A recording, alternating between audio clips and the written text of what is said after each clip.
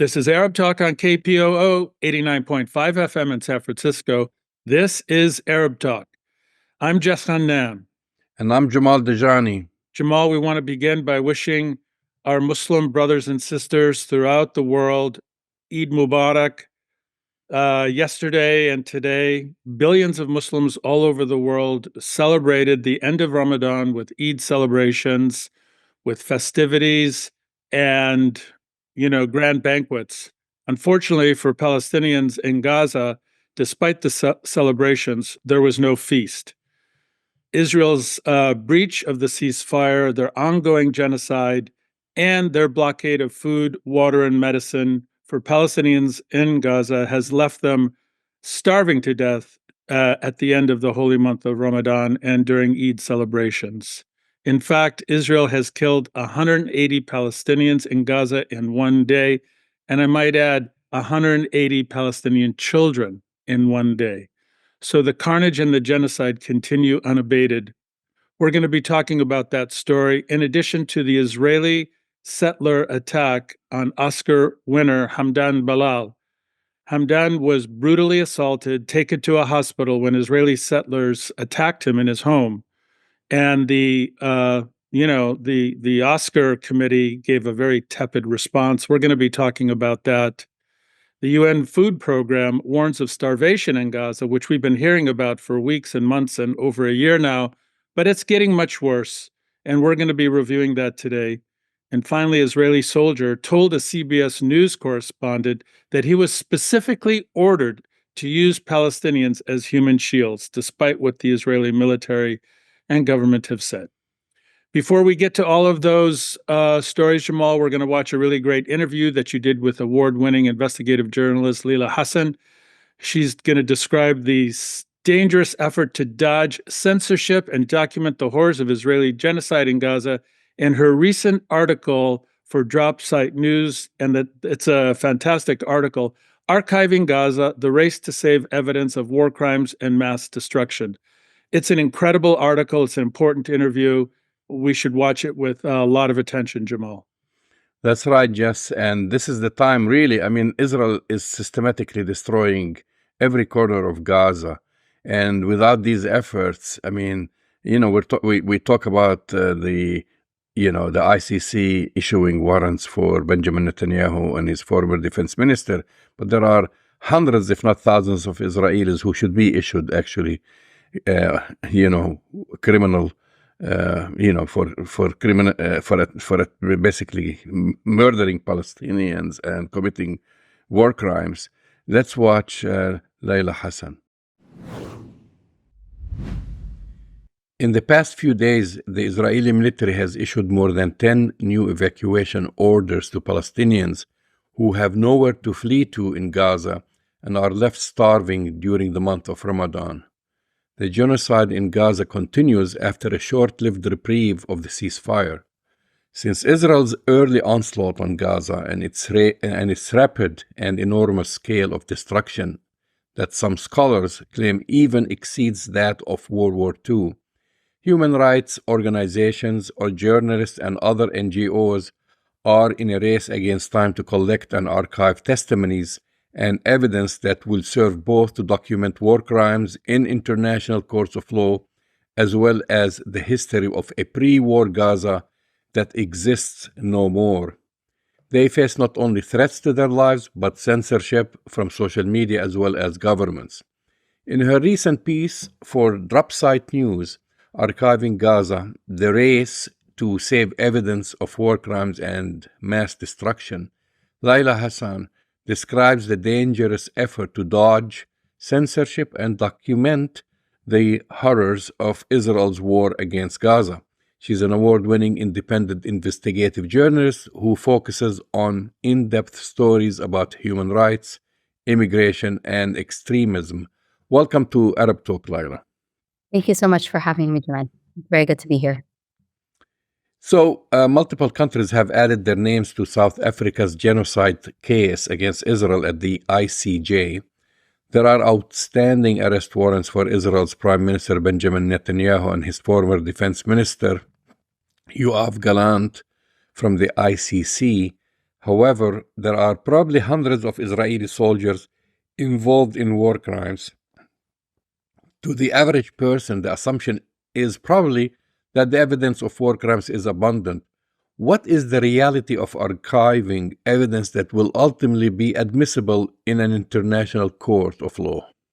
Yeah, I'm very glad to hear you make that differentiation because truly preserving evidence of occurrence or evidence of events meets different standards. So, having an archive is important for posterity. It's important to remember the events that happened, but having an archive that actually meets the standards of admissibility into international courts is something else altogether. For the most part, it's not just one video or one photo that are going to prove to be a damning image of evidence of some sort of war crime having taken place. There needs to also be corroborating interviews. There needs to be whatever documentation is possible, even in the current circumstances of Gaza, whatever makeshift systems are in place for counting the dead or for marking medical issues as a result of use of certain weapons or according to certain attacks. All of this material needs to be in any one given case. And so, what I found is some organizations that do mass archive efforts are actually focusing on the cases where they can build onto any one incident, where they have either a team or partners that can connect them with people on the ground or with other organizations that already had that on the ground material that they would match it to whatever incidents that they've stored separately. But essentially, all of the efforts are quite targeted to being able to build out these legal cases.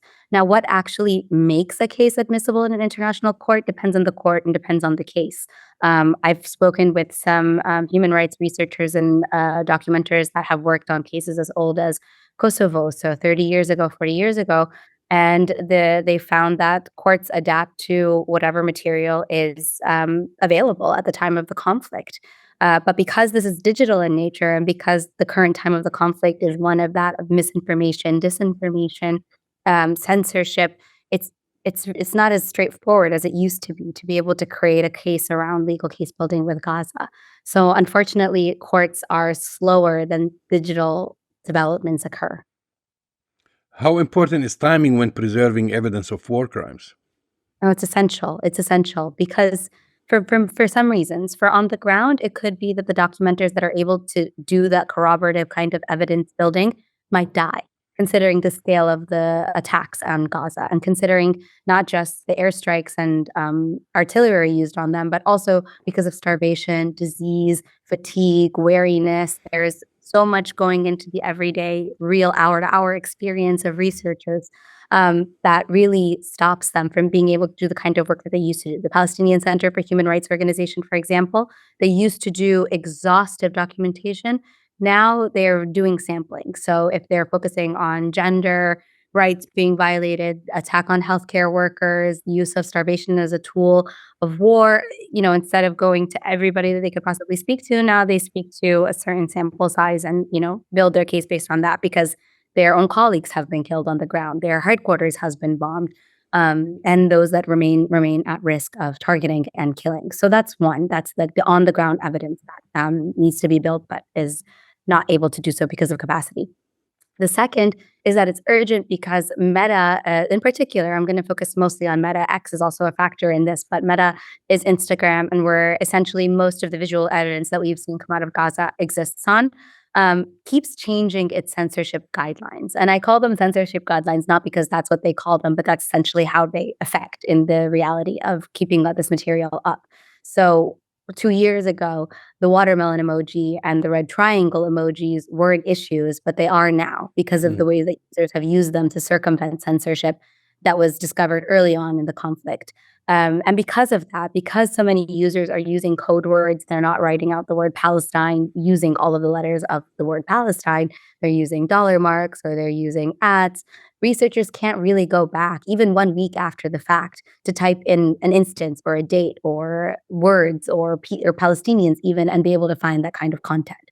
That's because that's of all of the censorship that's already been introduced. But because it's constantly evolving, because Meta is also adapting new guidelines as informed by the US government's assessment of terrorism, unfortunately, Meta's also retroactively gone back and deleted some material. Most famously, in the story I've written, Mu'taz Reza is one of the most famous journalists to come out of this time period, his material has been retroactively taken down for guideline violations that have nothing to do with the actual material. So there are limbs of children that have been crushed under buildings that was taken down because it supposedly violated community guidelines of pornography. And that's completely unrelated. So unfortunately, the urgency is really, really important. The material simply might not exist, and the people that will be able to corroborate it, likewise, simply might not also exist. Israel has banned all unembedded international journalists and investigators from entering Gaza. It continues to kill journalists working there, with the death toll climbing to more than 200. You relate the experience of journalists in Gaza who dedicate their time to documenting and archiving evidence and the massive challenges they face. Can you give a quick summary of what a day of work for them involves? Yeah, I'll talk to you about Suleiman Hajji. He's the journalist that we spent the most time with on this story. And part of the reason why we spent the most time on his story is because he's doing something that other journalists in Gaza are not, and that's coming up with his own archive system to preserve his material, both in the digital world and also in the physical world. So he's been displaced over 7 times. That number was as accurate as it could have been in February. It's now March. The ceasefire agreement has essentially been violated and nulled. And so he could have been displaced since.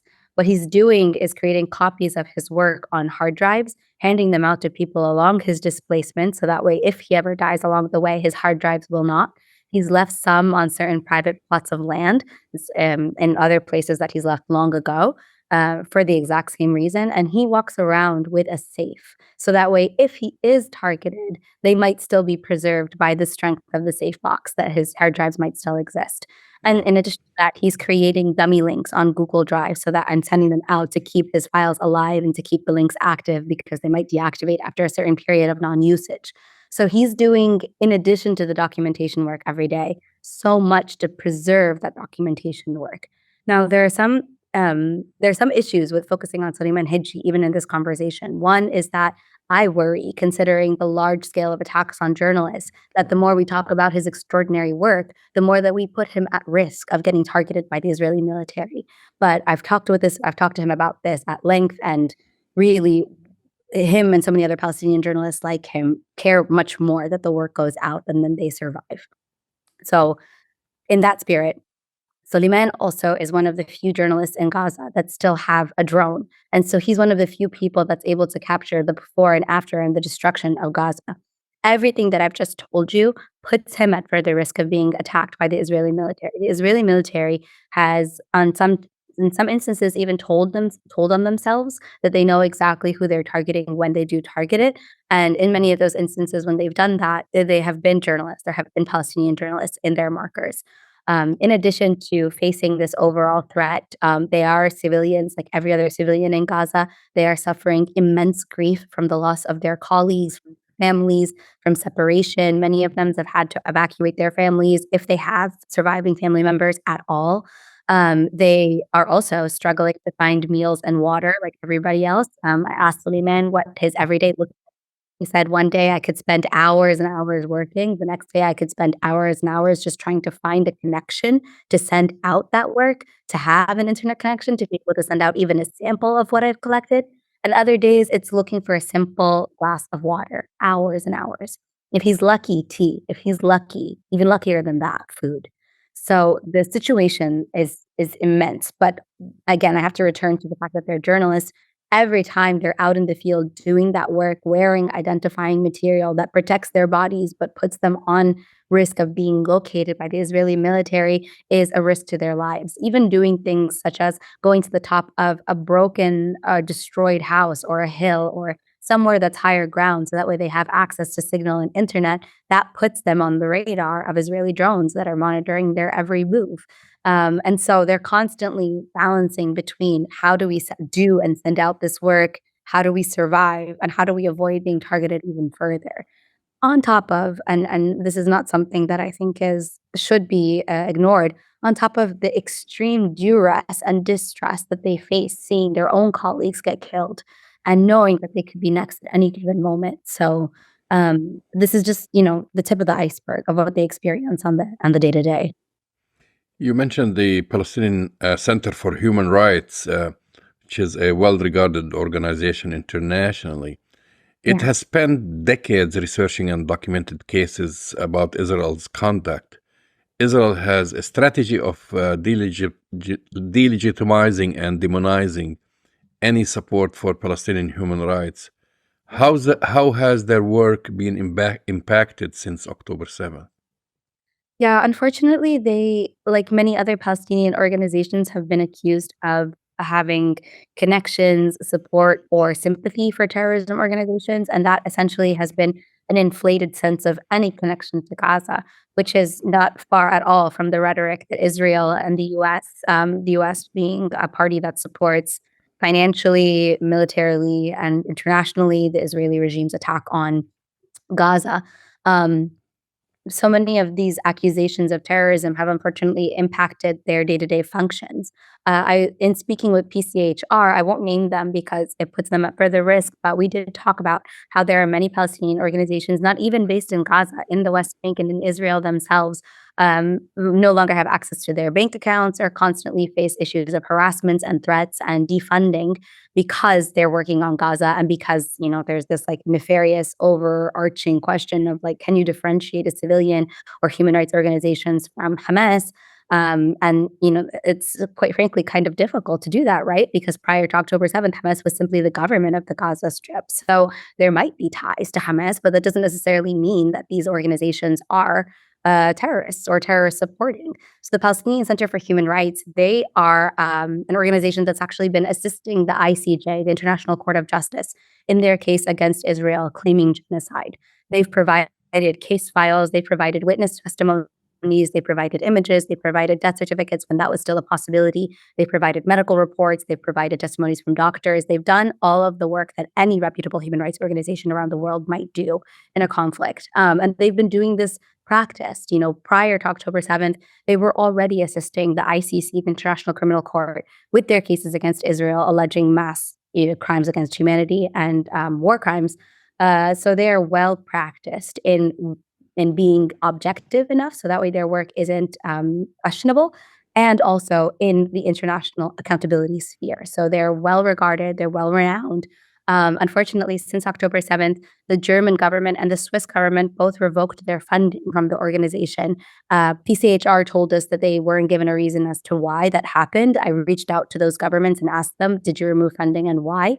The Swiss government said it was because they did a review and found that PCHR was one of several organizations that no longer met their standards, but didn't really provide any proof that they had actually told them that, nor did they give us exactly what those parameters really meant. The German government attributed their revoking of funding to a statement that PCHR made, but again, didn't provide us with that statement because that statement is apparently no longer online.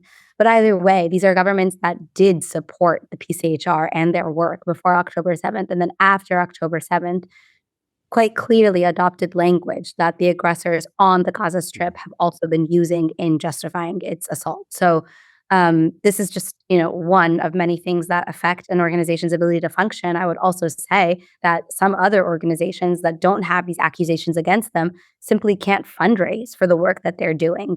Air Wars is an example of that. And Mnemonic is another. These are organizations that have captured specifically airstrikes and the use of airstrikes on civilian territories and civilian clusters of places. They told me that they were able to find funding quite easily for any other war that they were able to document before then.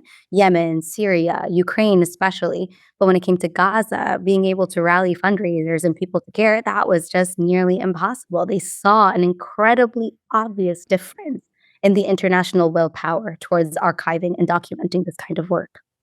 Well, I remember having on the show about a year before even October 7th, one of the representatives of these organizations, just after Israel raided, I think, 7 offices of different organizations in the West Bank and destroyed everything and confiscated their computers and so forth and declared them as illegal. This is way before October 7th. You also mentioned in your article the organization HALA that does forensic and other work to help those in war zones. They offered one Western government, you don't mention, assistance to place Israeli soldiers in proximity to war crime scenes. What was the government officials' response? Well, yeah. So, Hela, just a little bit of background, a little context. This is a former U.S. State Department official that created that organization. Essentially, he managed to intercept communications between the Bashar al-Assad regime and their operators from airplanes on when they were going to strike civilian neighborhoods. So obviously, he created a system in which to warn civilians to evacuate so that they wouldn't be subjected to the airstrike. But in the collection of this interception, realized he had evidence of war crimes. So he came up with a very detailed archiving and storage system. So archiving is one thing, right? But storing it to last, especially if it's in digital format, is something else. So he created this amazing interface, this really, really robust and well-supported system with, the money of the US State Department and other governments. And then he replicated that work to Yemen because he was able to do that archival work.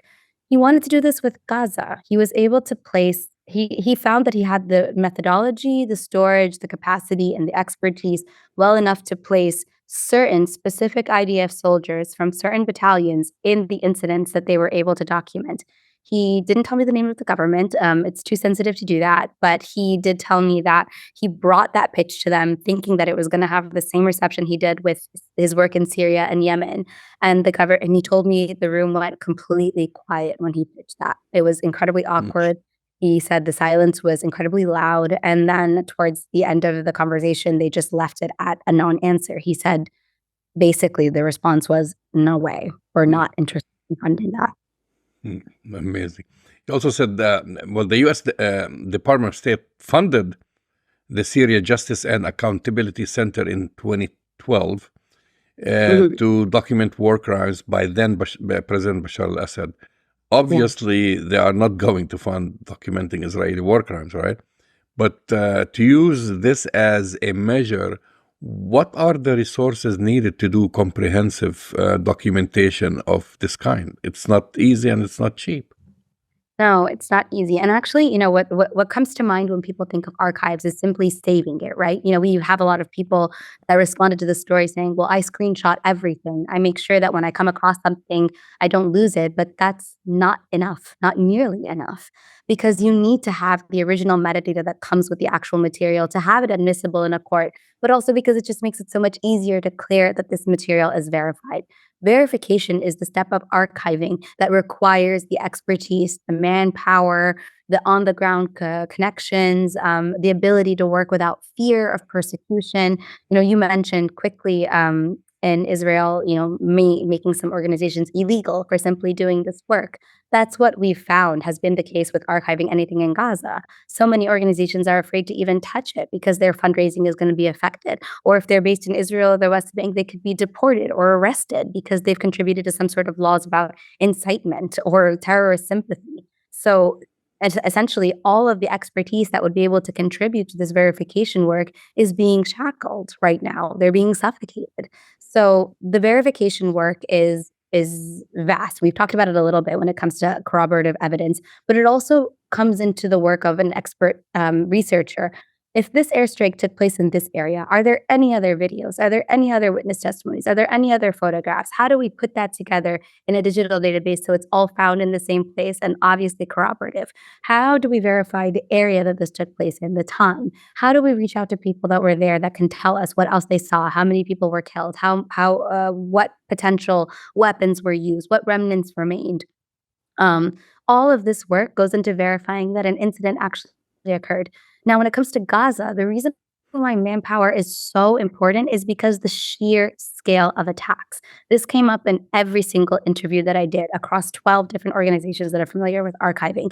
There has never been a conflict where so many things were happening each hour. It's not that there was one major airstrike that week that killed a bunch of people. It was every hour. And civilian neighborhoods, on medics, on schools, on shelters, on tents.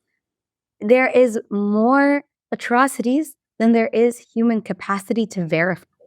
So actually, all of these archive organizations, they have enough tools and software to help them scrape all of the material on the internet to keep them. But keeping that material is not enough. They need to verify it.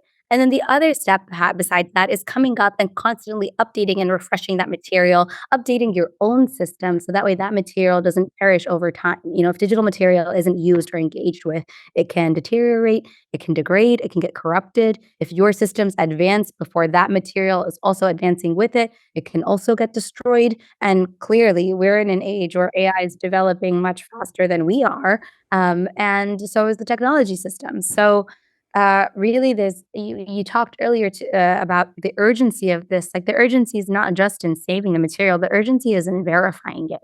So this is just a small snippet of why it's so important to have technology and manpower in archiving. So you see a reluctance to pursue cases for Palestinian justice in international courts of law. You also see how funding to prepare evidence for these cases is aligned with political agendas, right? I mean, that's important. Yeah. What additional obstacles that must be, surmounted to even getting these courts to accept these cases or lawsuits? Yeah, well, there has to be an ongoing case, right? I mean, what's, I guess, unlucky because we're at that point, but what's lucky in the case of archiving is there needs to be ongoing cases that this could be admissible to. But I found actually that some of the organizations have been quite clever about pursuing accountability mechanisms. So instead of, and this is awful, right? Because now we're cherry picking between all of the different atrocities that we're seeing. Do we focus on the war crimes potentially committed by Israeli soldiers? Do we focus on attacks on pregnant women? Do we focus on starvation? Do we focus on health? Do we focus on medication? Do we focus on aid? There are so many aspects of this war that are getting neglected in the sake of pursuing any potential accountability. So I'd like to put it in context that anything that's potentially pursued requires manpower and ability, but that's going to be 1% of the actual reality of the war, of what's going on, because archiving, in this case, we're talking about attacks, but the reality is the war. And some of the war has nothing to do with weapons and whatnot. But anyway, focusing on the weapons track, pursuing documenting that kind of work for war crimes, the organizations I've spoken with have focused on the dual nationalities of Israeli soldiers. So we've seen some cases in Brazil, for example, where an Israeli soldier essentially fled because they were about to have an investigation opened against them. In Belgium, that's been the case. A local court for an Israeli soldier that had a second nationality had opened a case against them. Right now, organizations are focusing less so on the international courts and contributing to that. I mean, that's kind of work that PCHR and other organizations are doing. I would also give a lot of credit to the South Africa's team, because if you look at the filing that they submitted to the ICJ originally in December 2023, so much of that material relies on digital verification work and videos on Twitter and Instagram of the Israeli soldiers that they've gone ahead and verified themselves, even if they themselves are an archive institution. But the archive institutions that I've been speaking to have been looking into their second nationalities and the standards that a local court or a national court would submit to. So there are different threads of accountability that one can pursue. But in that case, you're looking only at Israeli soldiers that have presented themselves. While there's been an unprecedented amount of Israeli soldiers to do that in this war, there are still some that haven't. So this doesn't necessarily either capture the entirety of those kinds of abuses that we've seen. Well, it's worth mentioning also many of these Israeli soldiers have filmed themselves, They filmed and documented their own war crimes and posted them on social media. And I'm assuming that these some of these organizations you have mentioned have documented and archived these videos, right? But shouldn't this be, I mean, for the average person, a slam dunk kind of to prosecute these soldiers? I'm just thinking, if somebody commits a crime and films themselves committing the crime and it's out there, it should be easy to prosecute them. But that's not the case, isn't it? No, you would think so, because they are filming themselves committing war crimes, but that's not the only evidence that you'd need. You'd need evidence of the war crimes. You'd need evidence of the victim. You'd need evidence of where that took place, when that took place, who took that video, who else might have those videos, what happened. Oftentimes Israeli soldiers will film themselves at the scene of a house that they've ransacked, right? Where are the people from that house? What happened to that house? Where did the family go? All of this story is necessary to be able to be used in court for accountability measures. There is an organization that's, and also just to pause for a second, while the South Africa delegation has collected all of that material as needed for that case, that doesn't mean that they've collected all of the comprehensive material that's out there. There could still be cases that have just kind of flown under the radar of accountability measures with nobody else kind of pursuing that preservation. There are two organizations that come to mind that are focused specifically on the efforts of holding specific Israeli soldiers that film themselves committing these war crimes. One is the Hind Rajab Foundation. That's their entire mandate. They're the ones that are responsible for getting that investigation started in Brazil that caused that Israeli soldier to flee. Another is the Accountability Archive. They are a complete grassroots organization. They're not making money off of this. This is very much, for the most part, their side gig or their extra effort that they're taking in addition to their work.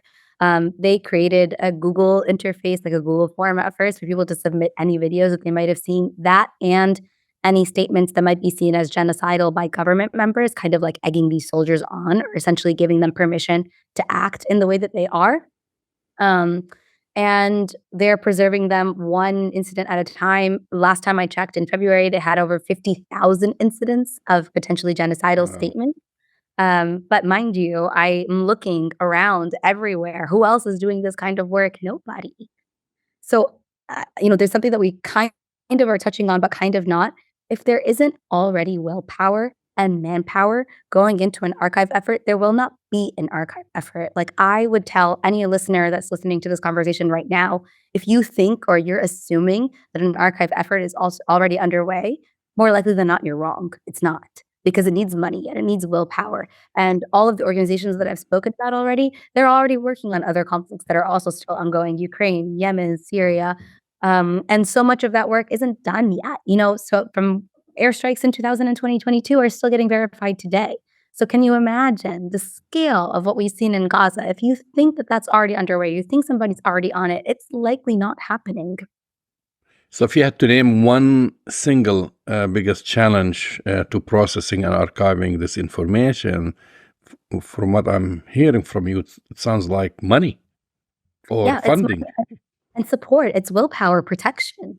There's no protection to any of the organizations that are doing this kind of work. But I'm happy to name them, but I don't want to, because I don't want to endanger them. If they're working with Palestinian organizations in the West Bank, those organizations might have their legs cut out from under them because they're supporting this work, because they have ties to Gaza. So many of the archive efforts that I've spoken about don't want to get in touch with people on the ground because they don't want that digital footprint to be a reason why they get targeted. So it's not just money. Like, let's find one really, really big donor that will throw a bunch of money at them. The people doing this work aren't safe. So I would actually say that the biggest obstacle is international willpower. Are we protecting the journalists on the ground that are getting us verified information? We don't have to go through all of these hoops and efforts to verify a video if the journalists on the ground are already doing that. But are we protecting them? Are we protecting the researchers that are able to do this kind of work? Are we protecting their access to the aid that they need to keep them alive, to keep doing this work? Are we ensuring that they have internet and telecommunications efforts to get that work out of Gaza? Because, as you mentioned, no, we don't have international access to the Strip right now, not independent at least. The only way we can get into Gaza is if we're with the Israeli military, and that's not independent in the slightest. So it's the international willpower that's lacking right now. So, obviously, we're not protecting the journalists in Gaza because you have more than 200. Just recently, 2 journalists were killed within hours from each other in Gaza.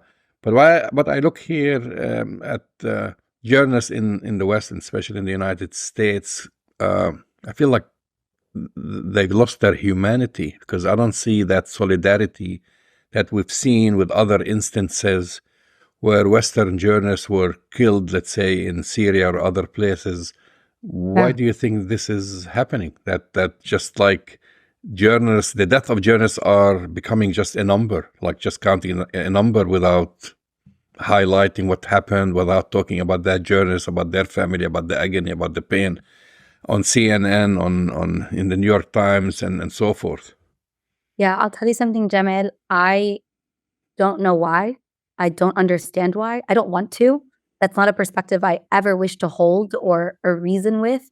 I would say that a threat to any one of our colleagues anywhere is a threat to all of us. and that's already playing itself out in the US, right? Like there are people, the student that was just arrested in Boston now, she penned an op-ed. It was that op-ed that got her detained, disappeared by ICE and sent to Louisiana with her visa revoked. So it's not standing up for our journalists in Gaza is going to come back and bite us one way or another. We are not immune. We are not indifferent.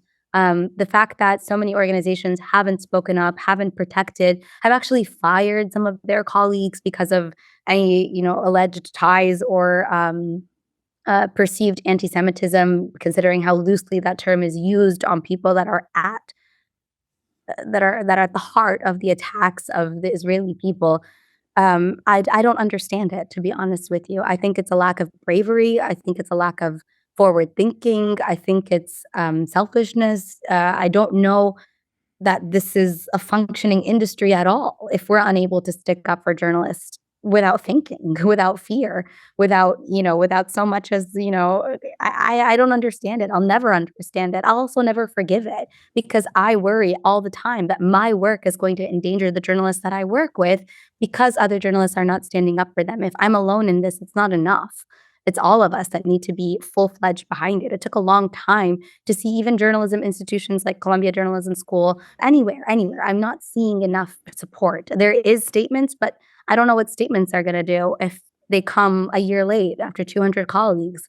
I don't know. This is like I think hopefully my confusion and my flabbergasted response 50 years down the line really captures mine and yours and everybody else's sentiment that doesn't understand why these journalists don't have the support that they needed. Lila Hassan, thank you for coming on Arab Talk. Thank you. Thank you so much for having me.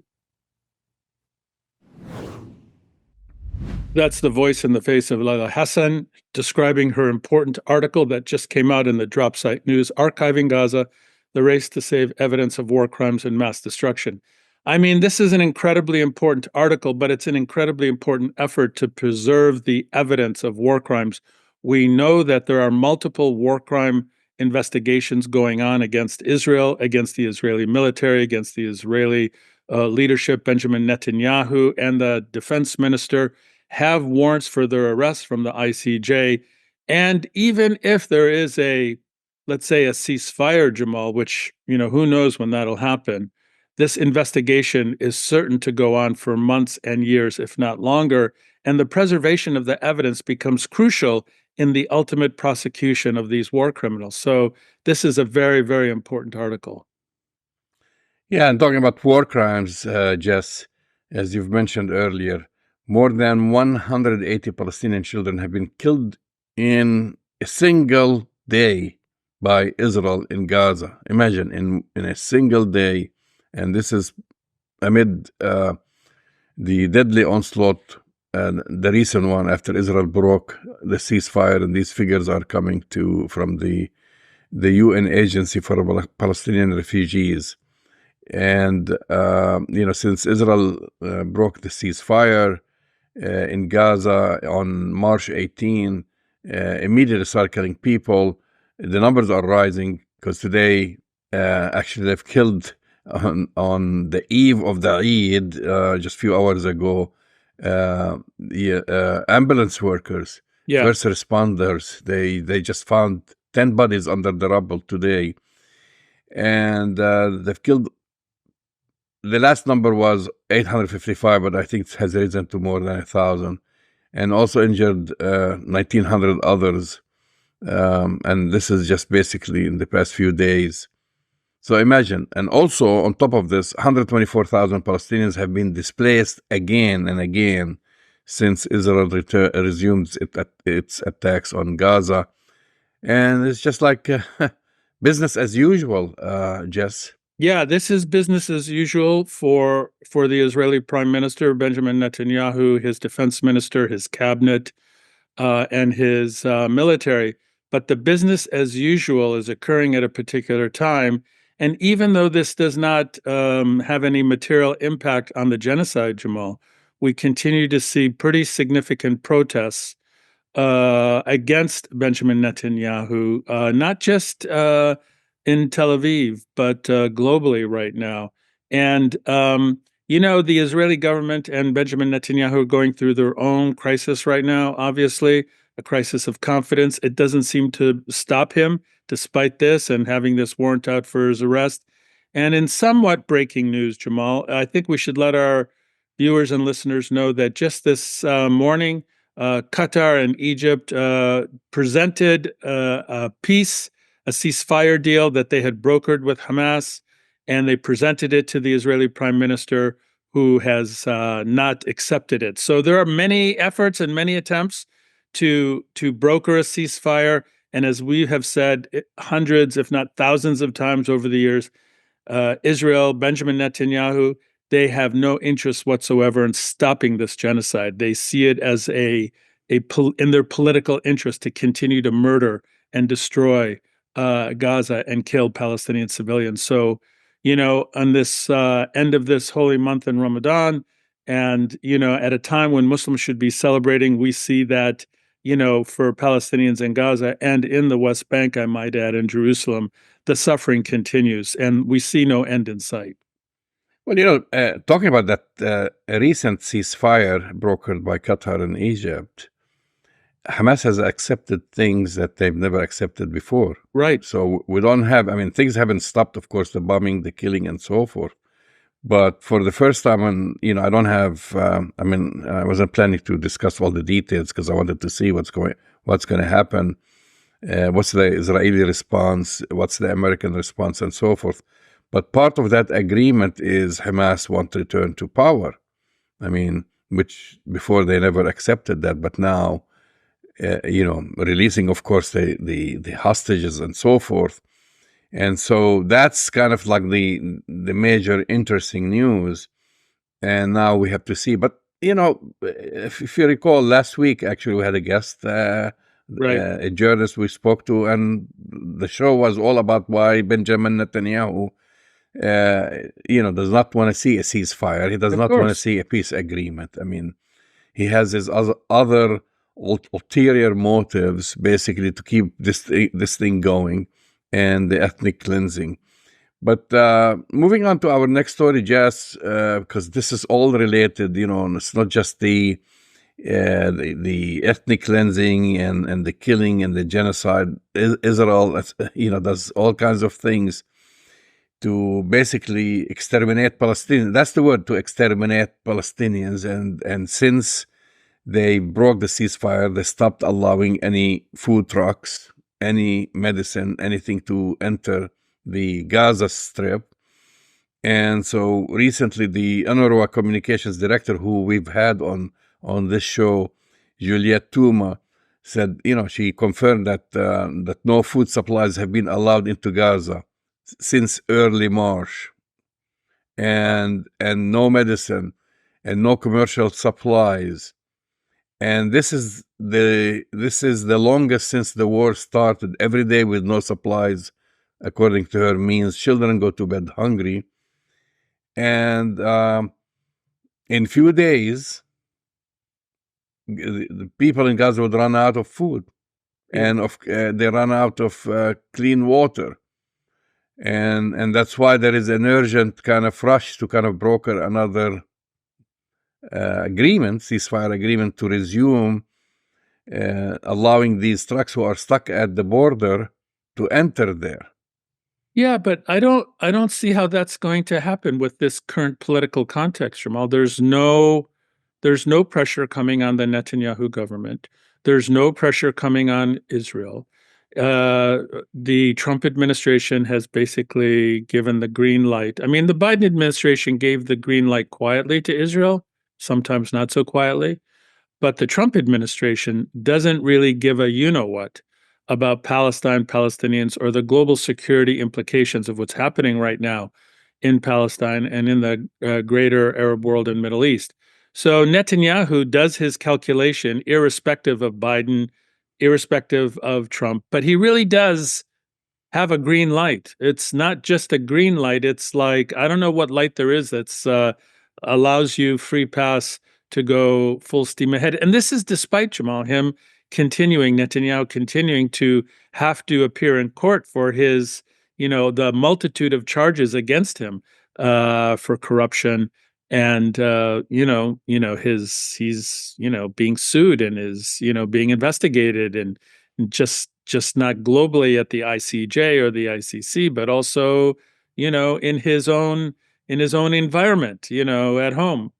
So all that being said, I mean, I just don't see anything getting in the way of Netanyahu continuing his genocide. Do you? No, I mean, and this is, again, if they don't kill you from the air or by land, they starve you to death. And that's what's going on every single day. I challenge anyone actually to say, let's say, that they haven't witnessed on a daily basis or read in the news or saw on social media that a Palestinian have not been killed by Israel in Gaza. And I'm talking Yeah. Yeah. one Palestinian, just like an example, but actually usually it's like a dozen here, 20 there, 50 there, and so forth, every single day. And if you don't call this as a war of extermination, I don't know what you call it. I mean, aside from the normal thing, genocide, but this is a systematic extermination of Palestinians who are living in Gaza. And we don't even talk about the Palestinians who have been killed in the West Bank as well.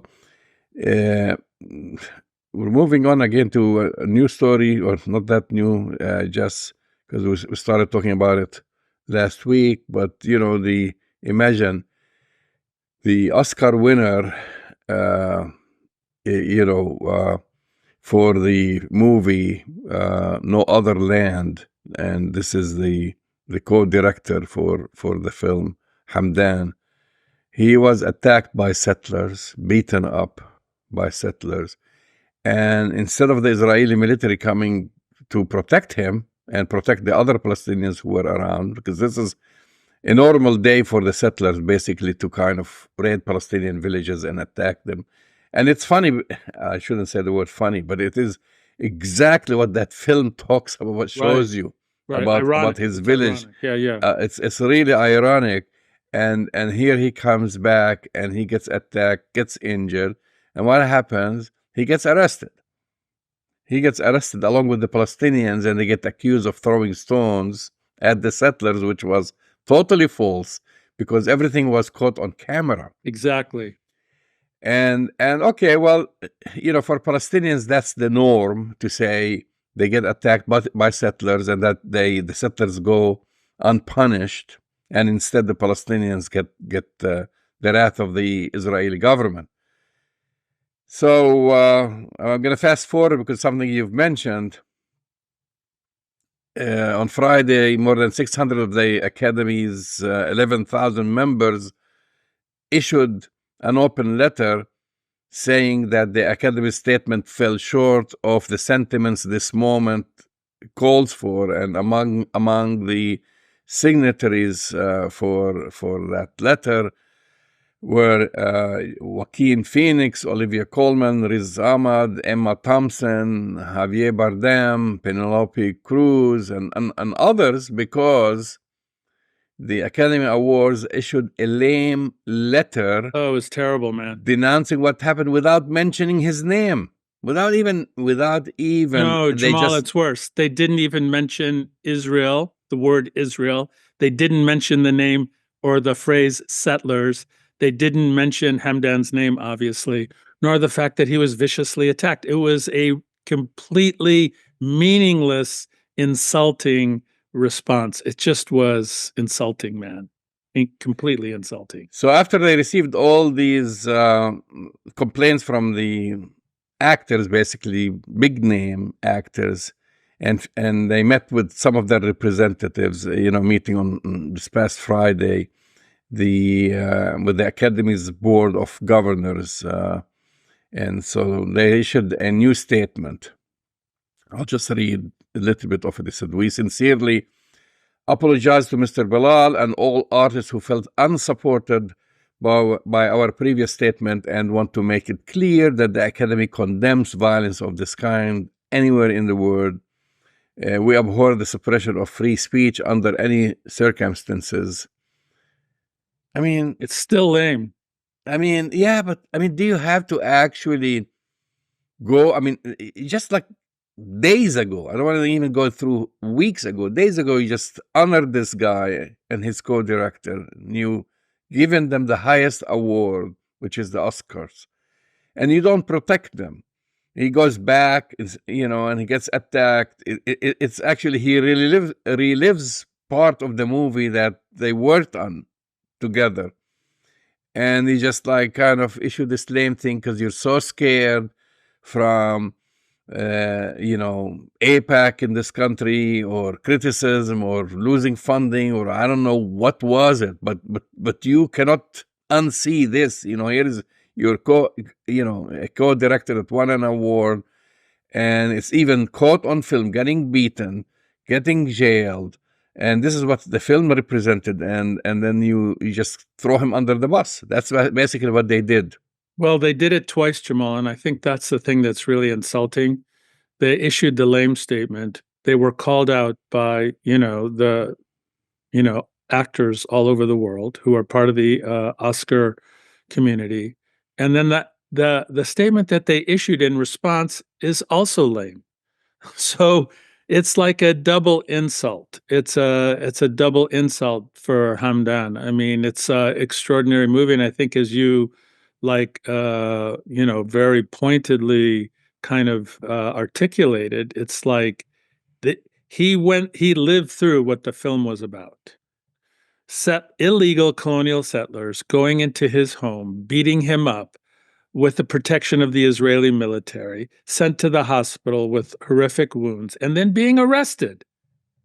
So that description is exactly what the film was about, and exactly what Life for Palestinians is about in the West Bank, in Jerusalem. The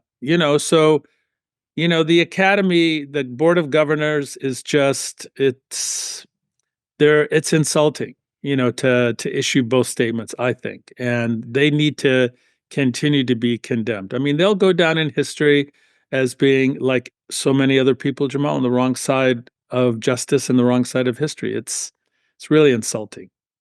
And it's worth mentioning that the film, up till now, up now, Still did doesn't not have a find a distributor. U.S. distributor. Right. In the U.S., imagine this is an Oscar winner. Usually, even a nomination after films get nominated, distributors fight over getting the rights to distribute the film. And yet, okay, it's in small theaters. I recently read that it's still managing to surpass $2 million, and so forth. And for those who haven't seen it, I encourage them to see it, and who don't know about it.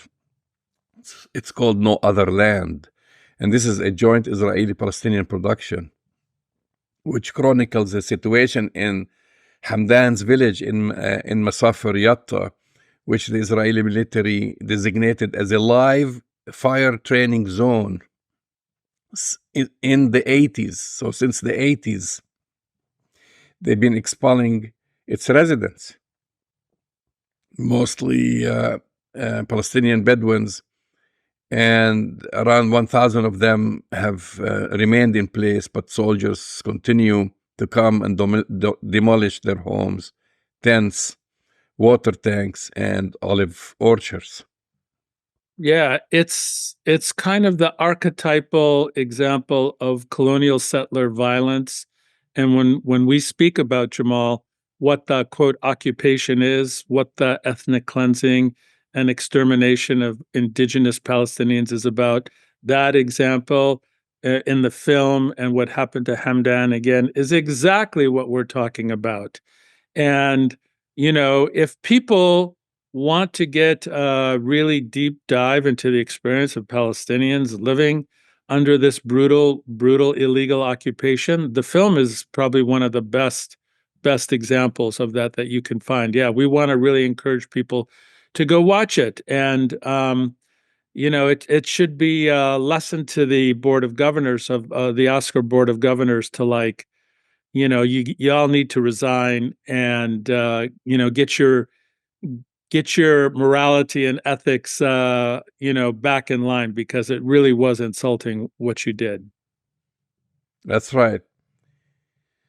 So our final story, there was another story I wanted to talk about, but Yeah, it's we're running out important. of time. But I want to talk about the CBS News story because Yeah, I think it's very important because for years, Palestinians have been shouting and crying that they've been used as human shields. And that started in the West Bank, even when right. Palestinians, there were things like, throwing stones, and they'll take a kid and put him on a jeep and so forth and use him as a human shield. And Israel always denied that this is happening. So now, which I was surprised actually that CBS News broke the story because they spoke recently with an Israeli soldier who has questioned his commander's tactics and the Israeli military's basically tactics. Uh, he goes by the name of Tommy, which is not his real name, but that's the name he used as he agreed to speak with CBS News on condition of anonymity. And he served in Gaza for several weeks. And I'm quoting some of his words here. And he said, "We burn down buildings for no reasons," which is violating the international law, of course. That's his own words. "And we used human shields as protection." I mean, he goes Unbelievable. on his own. Tommy goes again to say that his commander ordered his unit to use Gaza civilians to search buildings for explosives instead of dogs. So instead of sending dogs, they send just children, civilians, women to walk into buildings that might be booby trapped. He said, the Palestinians there, we send them in first to see if the building was clear and check for booby traps. They were trembling and shaking. He continues to say, we talked to our commander and we asked him to stop doing it, but they were ordered to continue. And this is what in his interview, which is available online, I think it's uploaded to YouTube. But he said this was the policy. And he said this practice Israel calls, has a name, the Mosquito Protocol. How insulting, man. I mean, it's just like this is an Israeli soldier who was there, who felt very bad about doing what he was doing, confirming not only that they were doing it, but this is a policy and it has a special name. And this was also confirmed by the organization Breaking the Silence.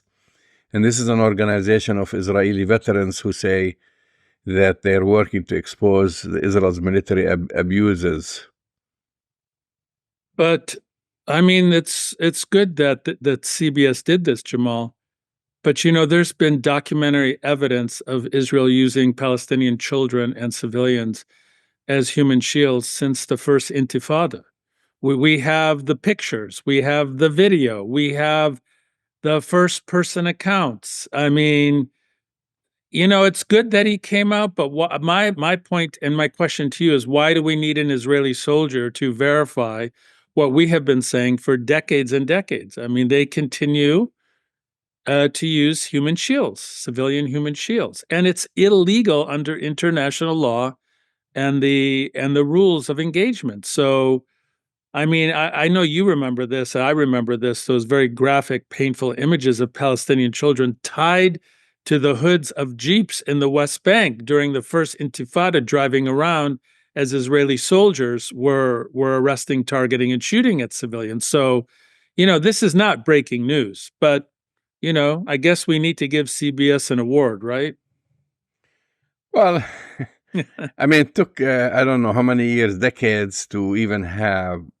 By the way, Breaking the Silence, I first knew about them in 2000, I think, 2005, Yeah, because part of the documentary that I worked on, Occupied Minds, we interviewed the co-founder. He's one right. of the I people who remember. founded it. Right. And he was talking about how he served in Hebron and how he was given a RPG, and they were ordered just to shoot randomly at houses and so forth. And and they had actually an exhibition in Haifa showing how they took the people, blindfolded them, put them in the street, and so forth, the humiliation. So that is been going. I mean, their work actually, they do a very good work in exposing these atrocities. And this is the first time that a major U.S. network puts them, basically, puts one of the eyewitnesses. Of course, according to CBS, they reached out to the IDF, the Israeli military, and they denied it. And they would not confirm it if there is such a thing as the mosquito protocol. I mean, which was, this was expected. And also, CBS met, I should say, so I do think that they've done, at least they're trying to correct what they haven't done for years. They also met a 14-year-old Palestinian kid. His name is Omri Salim, a studious kid who dreams of being an engineer, and his family lived in the area for a generation. And he talked about his own experience, because you mentioned the West Bank and how he was so scared. And if you didn't do it, if you didn't play that role of being a human shield, they would start beating you. And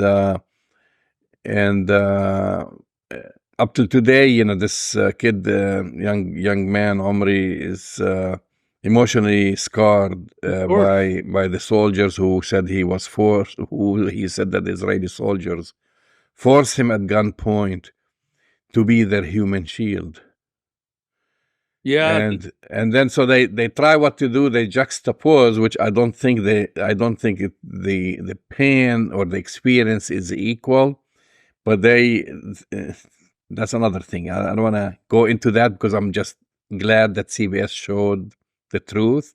But then in a way they try to juxtapose, saying that how the young Palestinian kid who was placed as a human shield is scarred, deeply emotionally scarred. And then they go into Tommy, the Israeli soldier, the one who was holding the gun, basically, that they say he's also traumatized. And there is a quote from him. He said, "I'm morally wounded." Give me a break, man. Give me a break.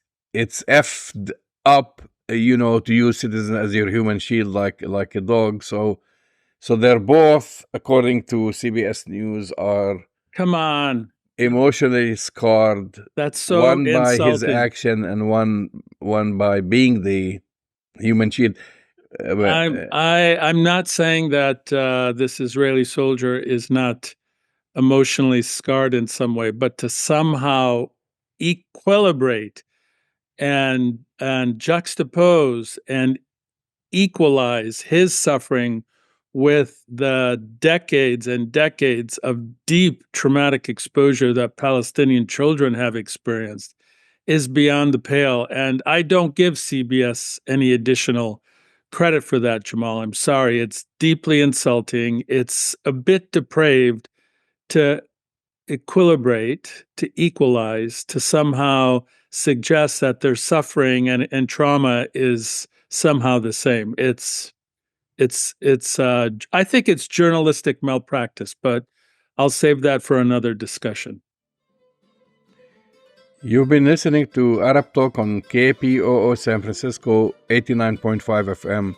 Go to our website, arabtalkradio.com, to download the latest shows, and we'll talk to you next week. We'll see you next week.